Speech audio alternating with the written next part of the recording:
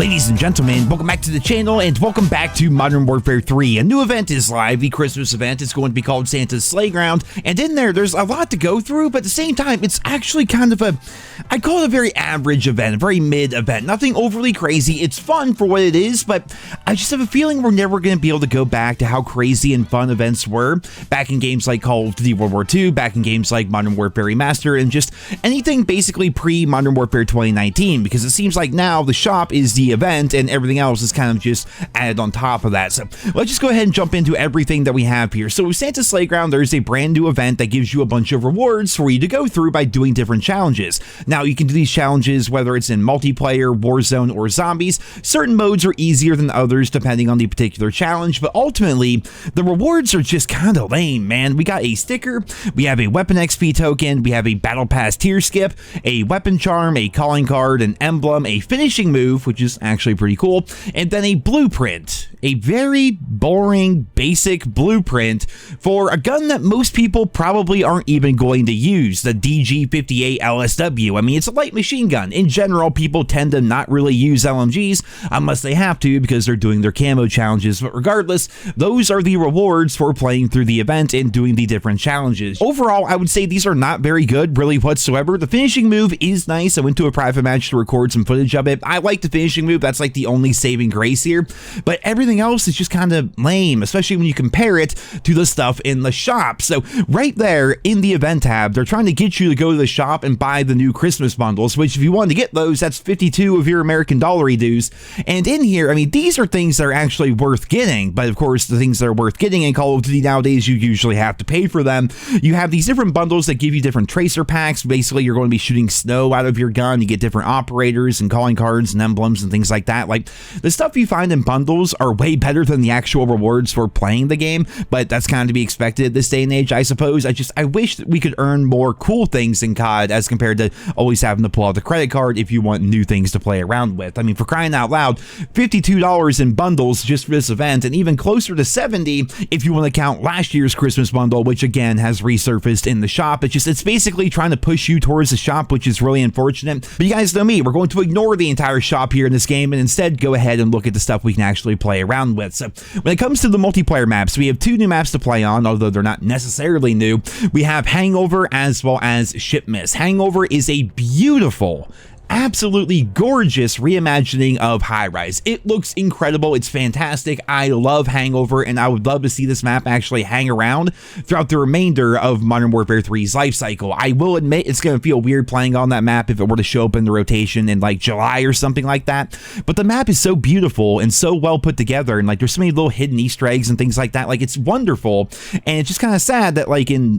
2 weeks time it's going to go away forever. I mean, right now it's not even available in private matches for us to play around in.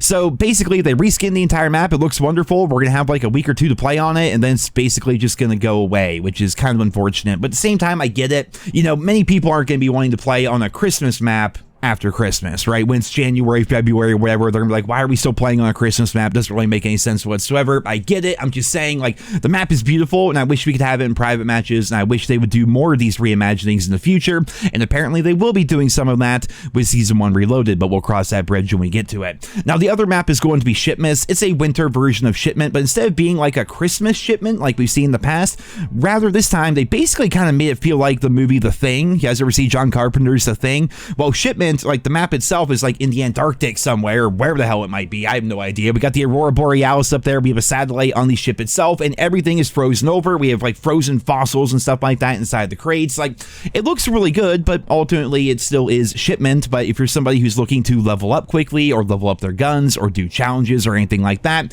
of course, Shipmas is always going to be the way to go. Now, one game mode you can play on Shipmas is going to be Snow Fight. It's basically gunfight with snowballs, and in the very center of the map, which is very old school gaming, I kind of like it, but in the very center of the map is a power weapon, but that power weapon in this case is going to be a piss snowball, which is always going to be a one-hit kill, whereas snowballs, I think, on average are a two-hit kill.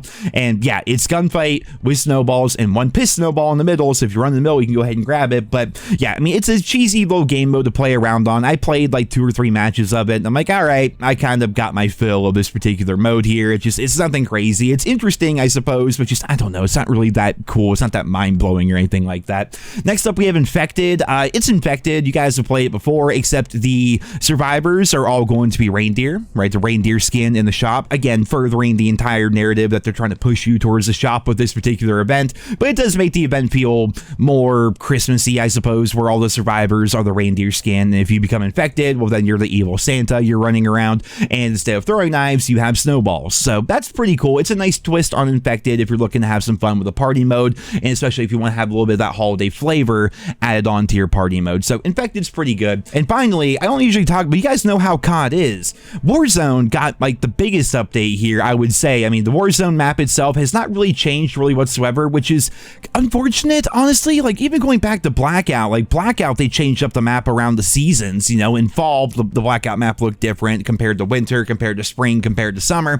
They didn't do any of that here for the Christmas event in Urzikstan, but there are these Christmas trees that you can go stand around to kind of capture like their hard point, and they continue to just give you presents over and over and over. And then, of course, you have the train as well, which has the evil Santa, as well as zombies, which if you like to play zombies mode, well, zombies now have hats and wreaths around their necks and stuff like that. But you have evil Santa on the train, you've got the zombies on the train, and what's cool about this is this resurgence, which I definitely prefer to normal Warzone, and towards the end of the game, the zone just continues to move with the train itself, which gets people moving a bit more, and also adds a whole new dynamic where you have to like deal with people that are on the train and try and take over the train and things like that. It's actually pretty fun. I would say overall, the Santa Slayground event is actually pretty mid, but the Warzone part of it is probably the best part. But that's unfortunate considering, you know, if you're somebody who doesn't want to play Warzone and you want to just stick to multiplayer, well, you have a beautiful remake of High Rise. You have the return of Shipment, and it's icy, but it's still Shipment. I mean, you're just basically just numbing your brain and running around getting kills mindlessly for a couple of hours. I mean, Shipment is Shipment. And when it comes to the actual event rewards, they all kind of suck. So it really does seem like Warzone got the bulk of it. I mean, hunting down the reindeer and getting all the things from the reindeer on the map, and like, it just seems like Warzone is COD for a lot of people. And if you're just a normal traditional multiplayer fan, well, there isn't really a whole lot with this event, especially when you compare it to some of the older games, again, like Modern Warfare Remastered and Call of Duty World War II. Unfortunate, in my opinion. I mean, the event is fine. I mean, it is what it is. You know, it's new stuff to play around with to kind of get you in the festive season. For crying out loud, Christmas is less than a week away right now. But I wish the event was better. I wish the event was more like Winter Siege. I wish the event were around for longer. And I wish there were more things for us to actually grind for as compared to things for us to buy within the Modern Warfare 3 shop. But ladies and gentlemen, there you guys have it. That is basically just the long and the short, the broad strokes, basically my quick little review of the Santa's Slayground event here within Modern Warfare 3. It's the first big event that we have so far, and I'm hoping that going forward, things are going to start getting crazier and crazier. I'm hoping they have the return of Shamrock and Awe. I'm definitely hoping for Days of Summer. I'm definitely hoping for, depending on the release of COD 2024, I'm hoping for another Halloween event similar to what we had in Modern Warfare 2.